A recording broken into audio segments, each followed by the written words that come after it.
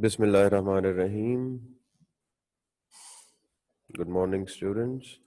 I hope all of you are doing well and staying safe. In the first part of this lecture, we are actually trying to understand how processor scheduling works, how operating systems schedule different processes on the processor. And in the first part of the lecture, we actually ended at this process states that when the process control block is created, a process is in new state. Then when the process has all the data, everything that it needs to be executed, it switches to ready state. And when a process in ready state is given the processor's time, it switches to running state. And during running, if some other process takes its place or the process itself needs to wait for some IO operation or something like that, so it switches to waiting state. And as soon as that IO operation completes, it switches from waiting to ready states. And then when it gets the opportunity to be executed by the processor, it switches to running state. And when it's done all that, it is terminated, means the execution of a process is complete. So there were 5 states of a process during the execution. We would like to look at some of the reasons why interrupts are generated. You might remember what an interrupt is. An interrupt is a signal demanding the attention of the CPU, the processor itself. And interrupts are used to actually start something. Interrupts are used when you are launching another application, when your hardware, your input output device is trying to read or write some data. A processor life is just a sequence of interrupt handling. So, an interrupt mechanism is used when the process is running. I just showed you the slide in which process is changing its states. So, a process is changing the states using the interrupts. An interrupt signal is used to change the process from ready to running state, from running to waiting state, from waiting to ready state again. To change all these states, actually, interrupts are used, which makes it easy, which makes it possible for the states to change. An interrupt will also be generated if the scheduler decides to halt all the process. For example, a new process wants to join the queue. A high priority process has come.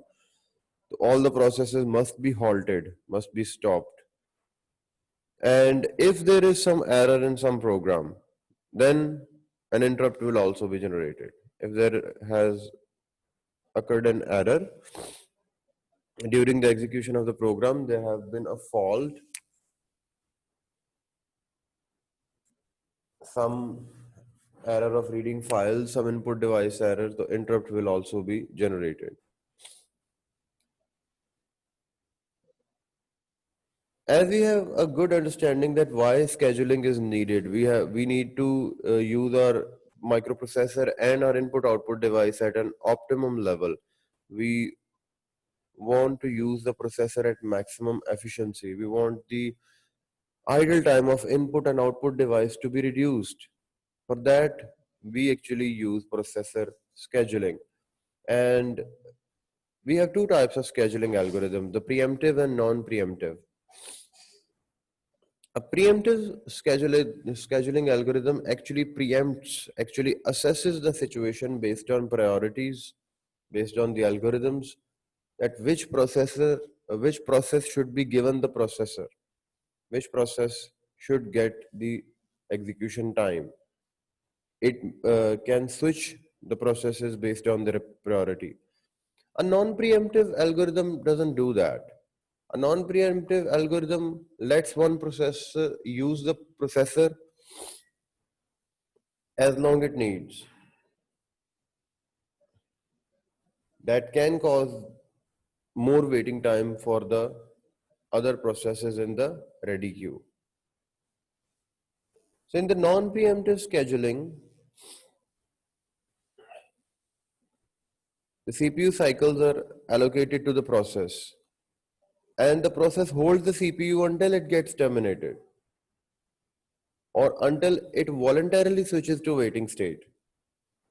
Means the processor has taken control of the processor and it is not going to let go until the process finish execution. No other process can take the processor until that process finishes the execution, or it voluntarily switches to waiting state for uh, maybe some input output operations to be completed.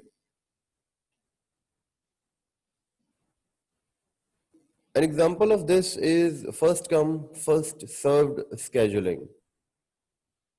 FCFS is simplest scheduling algorithm. We actually consider that the process arrived first should be executed first. And it's simply implemented by making a first in, first out or FIFO queue. In first process arriving gets the processor first, and the rest of the processes wait for the processor to get free. The process control block is linked onto the tail of the queue. When the CPU is free, it is allocated to the process at the head of the queue. Means the process which is ahead, it will get the processor. And other process which are joining the queue, they will get the spot at the end of the line, end of the tail of the queue.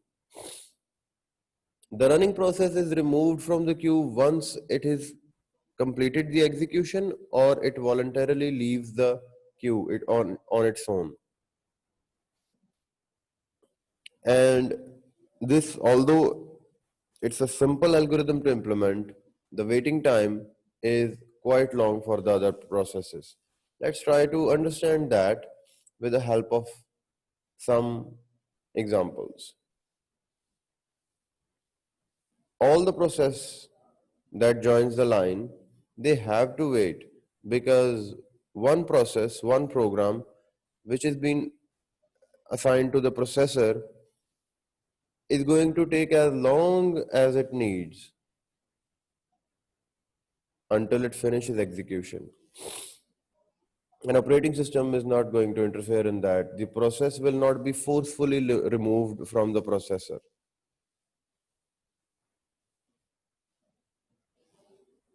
Consider this example. We have 4 different processes and their arrival time is 0, 1, 2, 3, and their execution time is 5, 3, 8, 6 clock cycles. So what is going to happen? If we try to plot that on a graph, the P0, once it has the processor,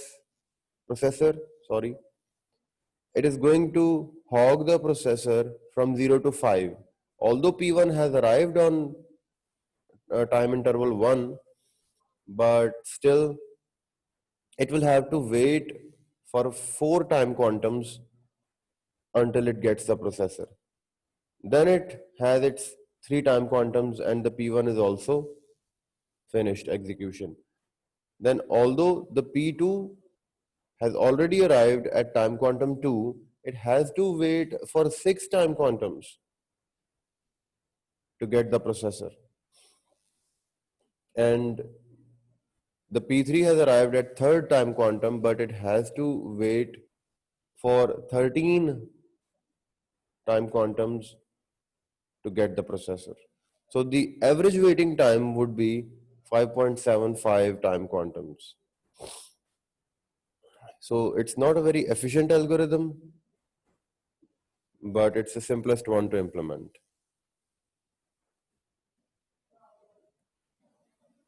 Then we have the preemptive scheduling. In the preemptive scheduling, we actually prioritize. We actually see that a process is running on the processor and another process joins the queue which has higher priority. So we actually remove the current process from the processor and give the processor to the new process which has the higher priority. That priority may be based on different things. We will discuss them in a minute. But the resources means the CPU cycles are allocated to the process for the limited amount of time and then it is taken away. It can be taken away on the basis of time as well. We are assigning the processor to all the processes for specific time interval, and as soon as that time interval passes, we get the processor back. And we can also assign the processor on the basis of priority, and as soon as a higher priority process comes in, we have to get the processor back and give that to the higher priority process. The first scheduling algorithm is, which is a preemptive algorithm, is round robin scheduling. Round robin scheduling is usually used where we are using the processor in a time sharing environment. Means the time of processor is being shared with all the processes, and we have a specific time interval for a process can use the processor. It is similar to first come first serve, but the CPU bursts are assigned with limited time limited time intervals called time quantums. When a process is given the CPU, the time is set for whatever value has been set for time quantum. For example, although it's a very big time in terms of computer, let's consider that we are giving the processor to each process for 2 milliseconds. So as soon as our 2 millisecond time pass, we get the processor back and we assign another process to the processor. Then another 2 millisecond pass, we give the processor to the third process. And this is how it keeps going until we get the first process back on the processor. That's why it is called round robin algorithm.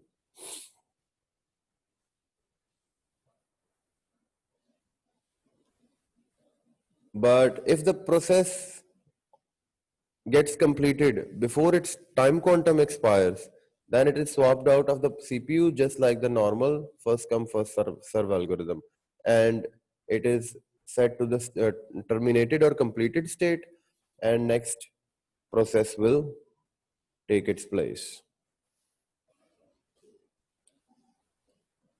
And if the timer goes off first, mean time quantum has expired and the process has not finished the execution, then the process is swapped out of the CPU and moved back to the ready queue where it has to wait for its turn again. And the ready queue, as you might have understood, is maintained as a circular queue where all the processes has to wait for their turn, and from 1 to 2 to 3 to 4 to 5 to back to 1, this process continues.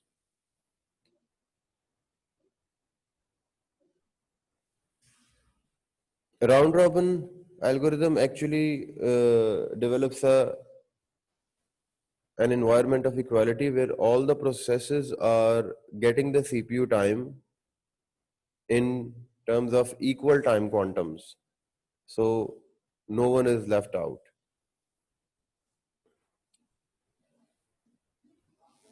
Consider this example of round robin algorithm.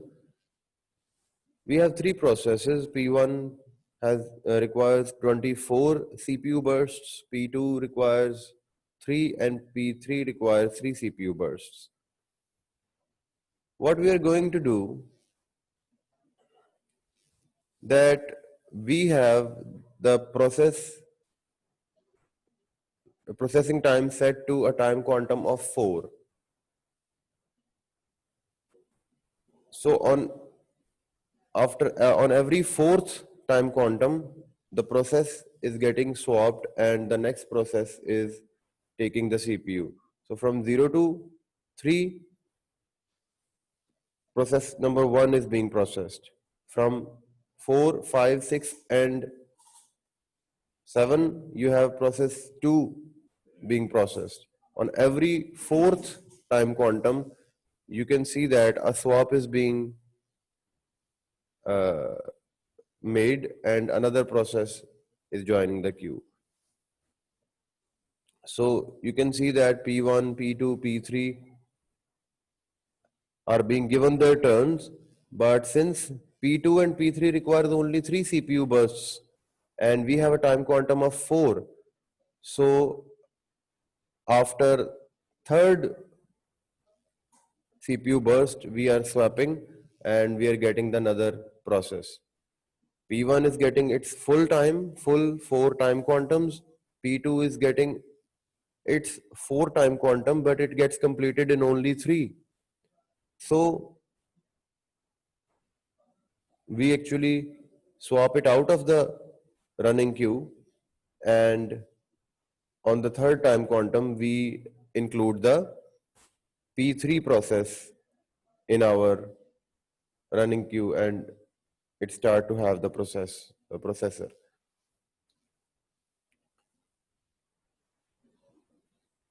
And then P3 is getting its 4 time quantum, but it gets completed in only 3. So it will be swapped out and P1 will be loaded back on the processor. And then since there is no other processor, there is no other process, then P1 is going to be executed on the processor.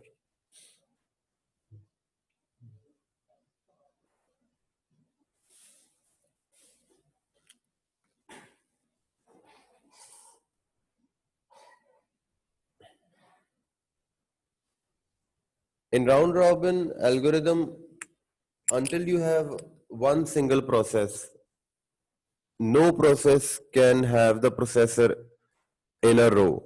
In the previous example, you can see that when we had 3 processes, each of them were getting their turn one by one. When there was only one left, that single process was being executed on the processor.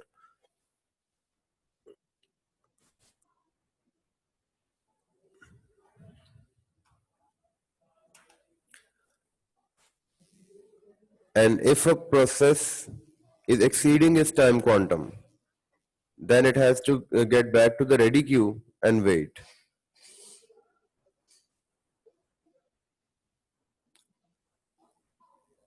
And the performance of the round robin algorithm is very much dependent on the time quantum that you have selected. If you select a longer time quantum, the round robin's working will be similar to the first come first serve working, because then all the other process will be waiting to get that to for that time quantum to be expired. But if you actually select a smaller time quantum, then each process is going to be 1 over nth of the processor's time and share the CPU equally, n being the number of processes waiting in the ready queue. In a real system, invokes overhead of every context switch, and smaller the time quantum, the more context switches there are, which is making the swap happen. The advantages of round robin includes that it actually generates a sense of equality. Every process gets equal share of CPU time. Shorter jobs finish quickly. And disadvantages, since everyone has to be given equal chance on the processor, the similar job length will have the poor average waiting time.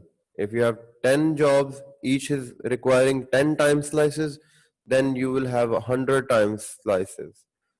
In that case, the first come first serve algorithm will perform better than the round robin. And the round robin performance depends on the length of the time quantum, as we have discussed earlier. Then we have priority scheduling. In the preemptive algorithm, we have priority scheduling, like we like to evaluate the priority on the basis of some criteria that, for example, how many time the process requires for execution. We can execute the shorter processes first and the longer process can wait. Or we can have another criteria, means how much time they have left for execution. The process with shorter time left can be executed first. Then waiting time. If a process is already been waiting in the ready queue for a long time, it may be given priority. Whether a process is IO bound or a process is CPU bound. This is IO not 10. The IO bound process are usually given priority over CPU bound processes. And based on a priority, we can have another algorithm called shortest job first. As the name suggests, this algorithm is going to execute the jobs that require least amount of CPU time. And if there are three processes which require the same amount of CPU time, they are going to be executed according to the first come first serve basis. It is a simple priority algorithm, and the process requiring the larger CPU burst gets lower priority, and the process having the shorter CPU burst have the higher priority. Consider this example. We have processes of P1 through 5 with a burst time of 10, 1, 2, 1 and 5 respectively. And we have their priority set. Assuming all of these processes arrived at the same time, like time 0, how the operating system is going to give them priority. See, the least amount of time is required by P2. So the P2 gets the priority 1. Then P5, P3, P4 and then P1 respectively.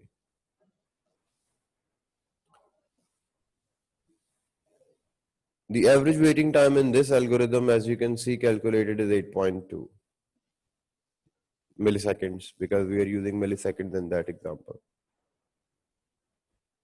The processor scheduling actually helps us use our processor in an optimized way. Moving on to the question and answer session, I would hope that you will clear the remaining confusion in the question answer session. Thank you very much. Allah Hafiz.